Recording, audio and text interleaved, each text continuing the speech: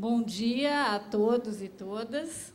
Sejam todos muito bem-vindos ao seminário Educar da Cidade, organizado pelo SEMPEC para a celebração dos seus 25 anos. Este seminário também está sendo transmitido online pela internet, graças à parceria com o coletivo Fora do Eixo. Bom dia também aos internautas que estão nos assistindo. O seminário está organizado da seguinte maneira.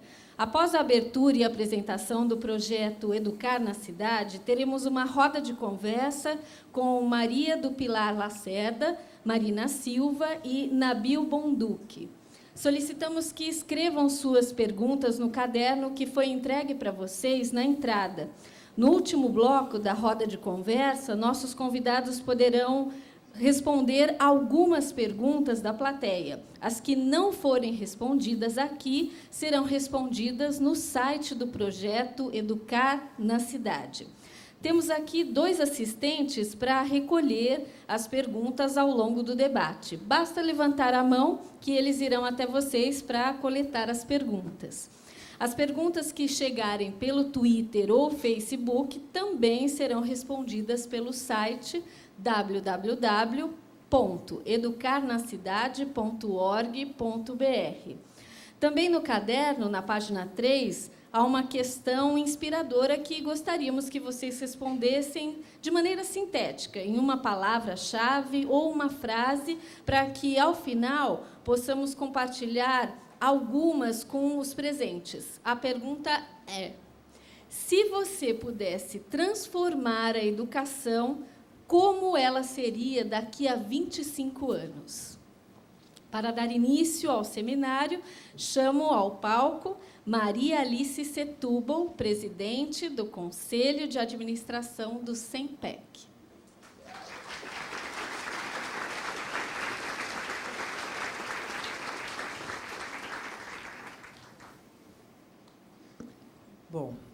Bom dia a todos e a todas.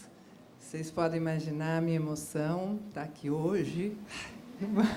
Não posso começar a dar um bom dia assim, né? Mas, assim, cada pessoa que eu cumprimentei, vem aquele filminho da história, né? Nossa, pessoas que estavam desde o início desses 25 anos, outras que foram... nós fomos conhecendo, foram nos juntando a nós, todos do SEMPEC, ao longo desses anos. Então, realmente, é uma emoção muito grande poder estar aqui hoje. Acho que 25 anos é uma história, né, num país como o Brasil. Então, acho que é um orgulho muito grande para nós todos, né? O SEMPEC, a gente sempre fala, nossa maior força é a nossa equipe. Acho que são as pessoas que fizeram o SEMPEC, né? Algumas fizeram, se desligaram, foram para outros caminhos, mas fizeram parte dessa história, deixaram a sua marca nesse caminho, nessa trajetória. Então, isso é muito bom, a gente chegar aqui hoje com tanta gente bacana, tanta gente amiga, tantos parceiros importantes, fundamentais que estão aqui. Eu não vou nomeá-los um a um, porque são muitos, mas que, sem dúvida, os parceiros fazem parte integrante da nossa história. Nós não estaríamos aqui hoje se não tivéssemos tantos parceiros que apostaram no SEMPEC há muito tempo, alguns de longa data, outros que foram também compartilhando conosco ao longo desses últimos anos, outros novos que também hoje eu conheci, alguns novos parceiros. Então, isso aqui para a gente é uma festa muito, muito gratificante, muito gostoso, né? E a gente pensou, bom, o que eu ia falar? Não vou contar a história do SEMPEC, né? São tantas coisas, tantas histórias, mas pensar um pouco o que foi a origem do SEMPEC, né? Eu aprendi com a Marina Silva a importância da gente saber a narrativa, a história da origem, né? A narrativa da origem de uma instituição, né? O que levou essa instituição a se desenvolver, ou, quando a Marilena Chauí também fala, o mito fundador, né? Então, acho que a história, a origem, dá um caminho, né? E conta uma narrativa que depois a gente vai entender ao longo do tempo. E o SEMPEC começou, acho que poucas pessoas sabem, quem está mais no início conheceu essa história. Mas eu tive uma experiência como professora alfabetizadora de crianças de 6 anos. E eu fiquei encantada com essa experiência, porque há muito tempo, mais de 25 anos atrás, há 30 anos atrás isso.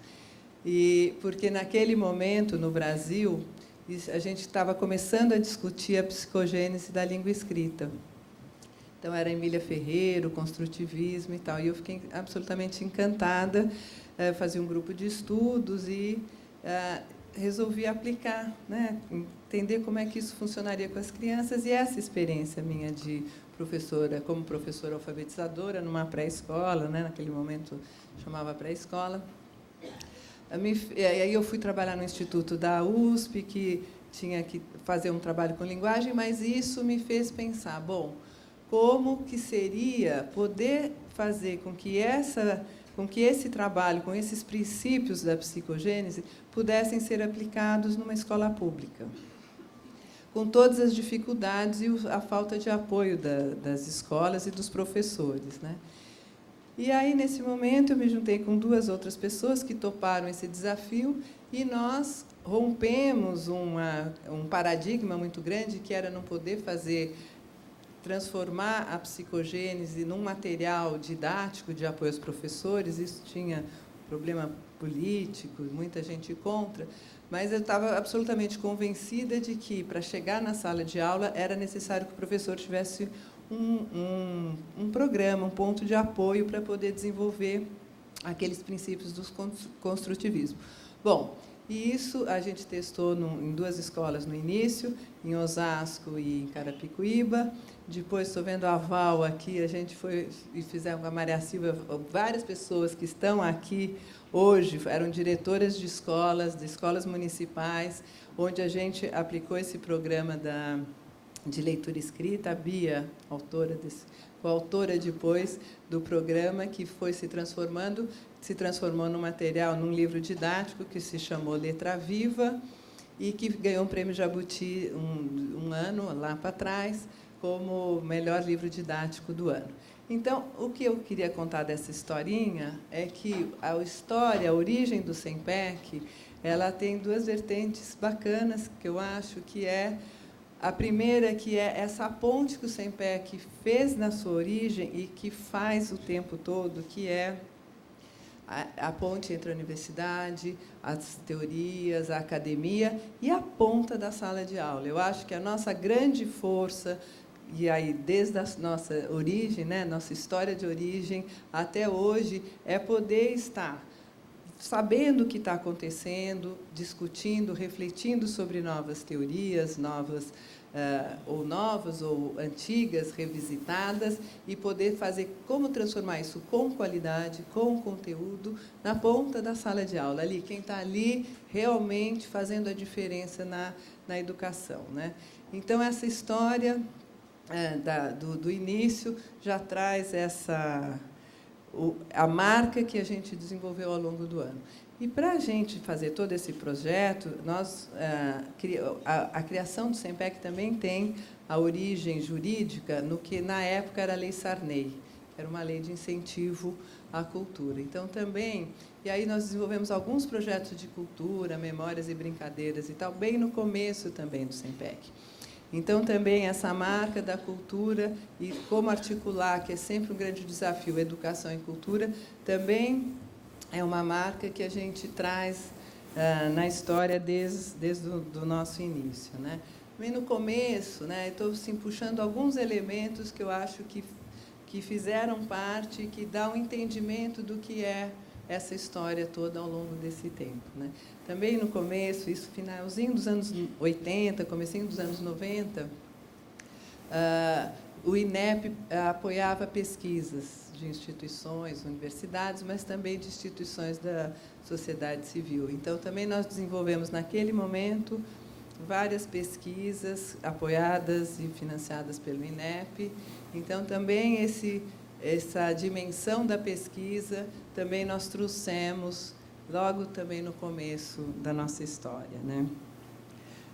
importante aí pensar que aí no começo dos anos 90 a gente conseguiu começar a trazer parcerias importantes da sociedade civil, e parcerias de diferentes níveis. Então, nós começamos a trabalhar com a Unicef, e aí o projeto, que é uma marca muito forte do SEMPEC, que é o Raízes e Asas, que a gente começou em 94, 95 publicamos, junto com o Itaú Social, que é a marca forte que o SEMPEC começou a ter um impacto maior, enquanto uma organização que estava atuando na sociedade civil e enquanto uma organização que podia estar articulando diferentes regiões do país e que podia estar articulando com parceiros, né?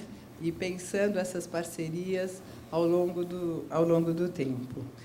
Então, acho que é importante para nós, né, do SEMPEC, retomar um pouco essa história e pensar que, ao longo desse tempo, nós fomos mudando, evoluindo muito. Acho que só esqueci de falar aqui também, só para falar dessa origem, que é importante, o Prêmio Itaú Unicef também é desse momento, de 95, porque ele traz as ONGs dos territórios e ele traz também a questão do social articulado, né? Que é essa articulação que está no nosso nome, que é essa articulação do social, da cultura, né? Com a educação, com a pesquisa, e essa ponte da universidade com a sala de aula. Acho que essas dimensões fizeram a nossa história nos primeiros anos da nossa vida, e elas são marcas muito fortes que a gente vai levando ao longo do tempo e que a gente vai revisitando e vai evoluindo,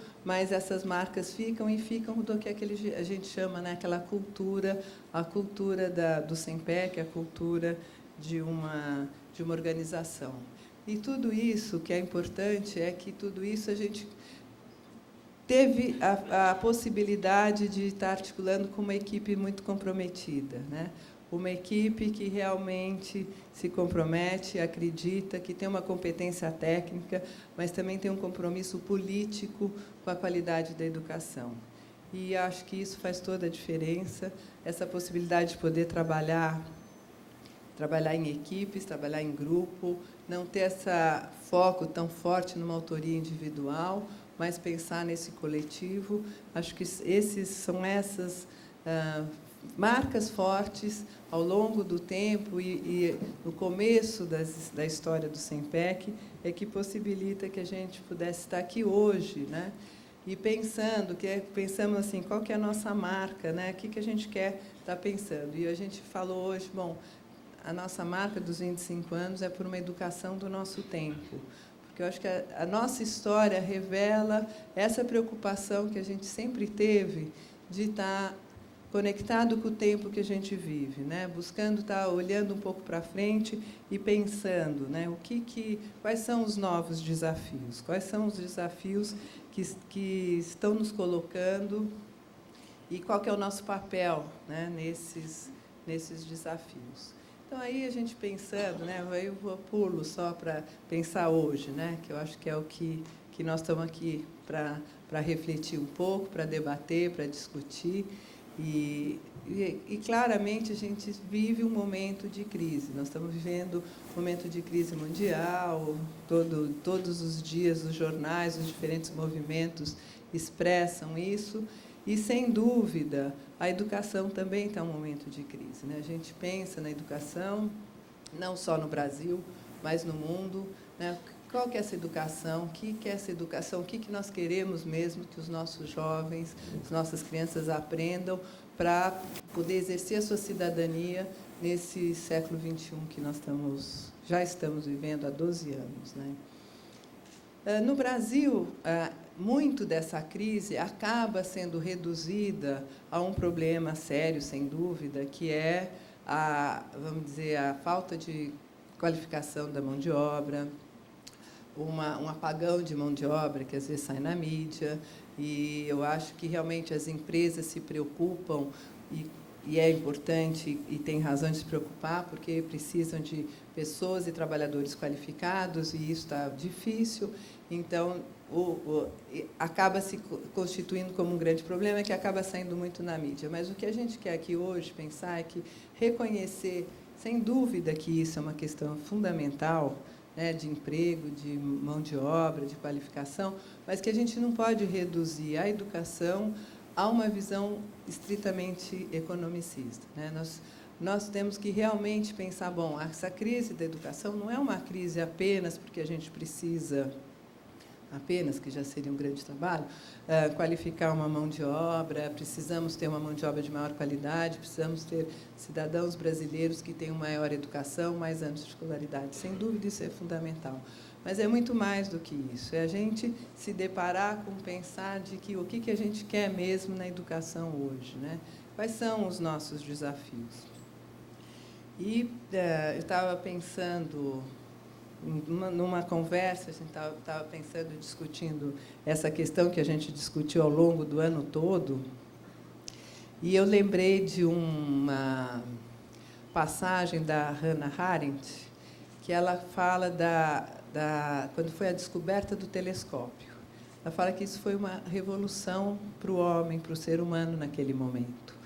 Porque o ser humano, naquela época, acreditava que tudo que existia na Terra e ao redor dele, ele podia ver a olho nu. E o telescópio fez com que, de repente, mostrasse que existe um universo enorme à volta e que ele não tem condições de ver e que ele não sabia visualizar o que era possível se enxergar através de um telescópio, né?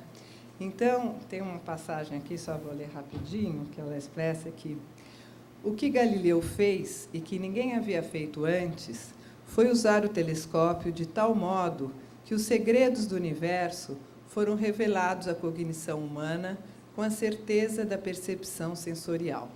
Isto é, colocou diante da criatura presa à terra e dos sentidos presos ao corpo aquilo que parecia destinado a ficar para sempre fora do seu alcance.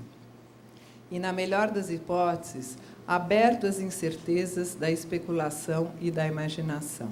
Então, eu acho que essa imagem, para mim, foi forte de pensar que é isso, a gente não está enxergando tudo, que o mundo, e como vai ser o mundo, o que é exatamente o mundo hoje, né, e como vai ser nos próximos anos. Eu acho que é isso. Nós estamos o tempo todo descobrindo novos universos, novos sentidos, e que a gente hoje não tem, a gente tem a consciência que a gente não tem a condição de ter essa dimensão total. Então, por isso que eu achei que essa imagem do telescópio era interessante, porque ela, como o telescópio quebrou naquele momento as certezas, hoje também nós não temos mais essas certezas. Quebrou e nós temos um universo muito maior que temos que descobrir, a ser descoberto, e cada dia nós vamos descobrindo, ressignificando e reconstruindo, né?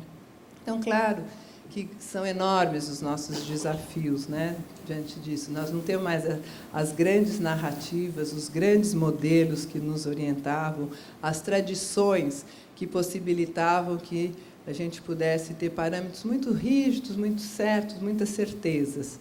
É como um telescópio, as incertezas, os novos universos nós temos que descobrir.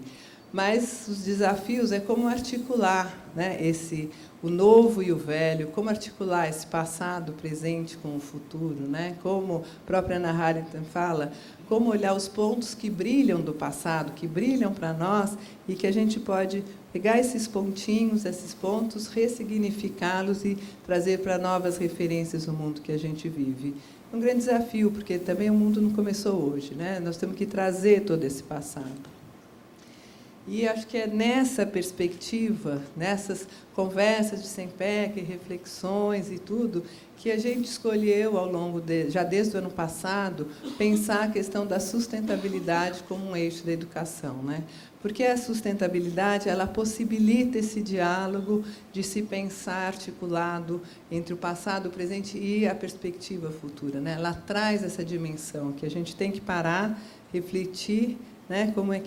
De onde estamos e onde a gente quer chegar, pensar nesse futuro. Então, a partir dessa reflexão, nós começamos a integrar e a questão e buscar, né? Porque é um desafio constante, pensar a articulação entre educação e sustentabilidade, ou como pensar uma educação com esse eixo na sustentabilidade, né? Porque dentro disso tudo a gente também escolheu pensar dois grandes desafios, né, na educação. Então, pensando essa educação do século XXI, o que é essa educação, essa crise que a gente está vivendo, esse integrar e reconstruir constante, né, do mundo hoje. A gente pensou dois grandes desafios e, a partir desses desafios, eu vou falar desse projeto Educar na Cidade, que a gente trabalhou ao longo do ano, né? Que é pensar assim, como ampliar a dimensão o primeiro desafio é a ampliação dessa dimensão da aprendizagem. Nós não podemos pensar hoje na educação formal estrito sensu. A educação hoje é ao longo da vida. E, às vezes, a gente fala, a educação é ao longo da vida, é mesmo, e desconecta com toda a nossa prática, a nossa reflexão da educação. Se a gente pensa nesse princípio, né, a ampliação da dimensão da aprendizagem, porque a educação ela se dá hoje ao longo da vida, as fronteiras entre uma educação formal, informal e não formal, elas são muito tênues hoje. Né? A gente não tem essa divisão tão clara e tão absoluta. Nós todos aqui vivenciamos o tempo todo, o dia todo, uma educação informal, que é aprender a trabalhar mais uma ferramenta do Facebook, mais um aplicativo, aprendemos com os filhos, com os amigos, com os colegas. É uma educação informal que tem um impacto muito grande na educação formal. Por exemplo, né? Então, eu acho que tem vários outros exemplos de se pensar que a concepção da educação hoje é uma educação ao longo da vida, é uma educação que deve ter a escola como uma centralidade, mas uma centralidade irradiadora, né? Uma centralidade que possibilita novas conexões, uma centralidade que possibilita articulações de espaços e tempos educativos. É um desafio muito grande, mas é um desafio nós já temos muitas experiências nessa direção, e eu acho que o desafio é a gente estar pensando e repensando como um marco maior, sempre os projetos, nessa ampliação da dimensão da aprendizagem, né? E o outro grande desafio é como integrar conceitos, princípios e ações, né? Nós estamos vivendo no mundo, enfrentando essa crise, pensando o que essa crise está nos apontando para um pensamento sistêmico, né? Uma visão muito mais holística da vida, uma construção colaborativa do conhecimento. A gente tem exemplos todos os dias nessa direção, né? Um aprender fazendo, a gente também tem exemplos todos os dias nessa direção que as novas tecnologias trazem. E, às vezes, nós mesmos, como educadoras, e às vezes eu também me pego fazendo isso, a gente desconecta tudo isso que a gente fala na hora que a gente está trabalhando com o professor na sala de aula, na hora que a gente está pensando, bom, quais são os pontos principais, o que faz uma educação de qualidade, qual é a receita? Não existe uma receita, né? Não existe uma bala de prata, não existe uma receita, mas a gente tem que integrar esses conceitos de construção do conhecimento colaborativo, do aprender fazendo, das novas tecnologias, de um pensamento sistêmico, né, e ver como isso impacta. E, por outro lado, novos valores que também estão muito fortes e surgindo quando nós pensamos o que é uma nova educação dos desafios do século XXI. Então, valores como o diálogo, como a escuta, né, saber escutar, saber se expressar. Parece muito óbvio, mas às vezes faz toda a diferença. Eu acho que quem está na experiência da escola, tem que estar trabalhando nos territórios de alta vulnerabilidade, está sabendo, né, como que isso impacta essa escuta, esse respeito para escutar de verdade o outro e fazer junto com o outro, né? Esses valores de paz, de cooperação, de fazer junto. Então, de novo, às vezes eu fico angustiada com uma desconexão. Se a gente fala, não, realmente, o trabalho colaborativo. As próprias empresas hoje lançam produtos jogando na rede social os seus clientes, opinando. Ela, antes de ir para o mercado, tem todo um trabalho colaborativo para um lançamento de um novo produto. Quer dizer, estou dando um exemplo, teria vários, né, mas mesmo no mundo empresarial sobre isso. Bom, isso é importante, o conhecimento colaborativo, essa construção, porque, por outro lado, fica um foco tão forte na competição entre as escolas, na competição pelos rankings, pela avaliação. Não é que não é importante, não é isto ou aquilo. É como a gente consegue integrar uma educação de qualidade que apresente resultados, mas que tem esses eixos da sustentabilidade, do conhecimento construído em colaboração, do aprender fazendo. E eu acho que foi com tudo isso, vou chegar agora, senão já estou aqui perdida, que a gente pensou, bom, o que nós vamos fazer para comemorar os 25 anos do SEMPEC, né? E a gente não queria fazer apenas um evento, que a gente acha que evento é importante, marca, tem uma coisa simbólica, é a possibilidade de estar aqui junto com todo mundo, que, puxa, tão bacana, já me emocionei, não vou falando. Mas o que é o que a gente sabe fazer? A gente sabe trabalhar com educação.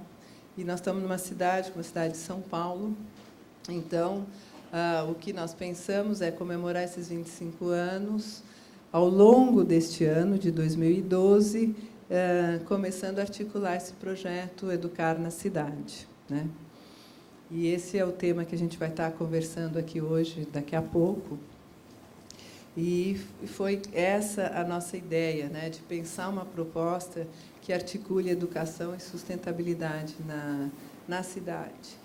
E com todos esses pressupostos, pensando todas essas reflexões que eu falei antes, e, portanto, educar na cidade para nós não era nós sentarmos, a gente poderia fazer isso, e escrevermos uma bela proposta do que a gente acha que seria uma educação para a cidade, né? A gente realmente acredita nesses pressupostos e a gente tem assim convicção que a gente tem os textos acadêmicos ou os textos escritos autorais ou uma reflexão autoral, ela tem o seu papel, mas que essa construção coletiva ela tem a possibilidade de ir muito mais longe, né? Ela tem a possibilidade de realmente agregar com que as pessoas na cidade possam estar pensando o que é essa educação mesmo, né? O que a gente quer com isso? Então, é dessa ideia, nosso DNA de parcerias, nós nos juntamos ao IDS, o Instituto Democracia e Sustentabilidade, à Fundação TID Setúbal, à Rede Nossa São Paulo e ao Instituto de Tecnologia, para que a gente pudesse estar começando a desenvolver esse projeto Educar na Cidade, que a gente está lançando aqui hoje publicamente, né? E como que a gente pensou, né, esse projeto, né, nesse marco das parcerias, com este território, né, território da cidade. Lógico, a gente está pensando a cidade de São Paulo, é onde nós estamos, mas estamos pensando do educar na cidade, o que é a cidade, a questão urbana, né? Com este eixo do que seria uma cidade sustentável, né? O que seria essa educação para uma cidade sustentável. Então, nós pensamos 3 dimensões para estar construindo esse projeto. A primeira, uma dimensão mais do conhecimento mesmo. Então, nós realizamos 6 rodas de conversa. Essas rodas de conversa nós chamamos de diversos especialistas, muitos deles estão aqui hoje. Especialistas em diferentes áreas, não eram da educação especialmente, embora, obviamente, muitas pessoas da educação também, mas pessoas que trabalham em diferentes áreas. E nós gravamos, filmamos todos esses, e a nossa ideia está, a partir de todo esse conhecimento, que foi maravilhoso, nós temos assim registros maravilhosos, ao longo do ano que vem, nos debruçamos sobre isso, para poder publicizar de uma forma mais organizada. Nós já estamos publicizando, eu vou contar isso, mas de uma forma mais organizada todo esse conteúdo. Então, paralelamente às rodas de conversas, nós também realizamos, num território da Zona Leste, acho que foram umas 35 entrevistas com diferentes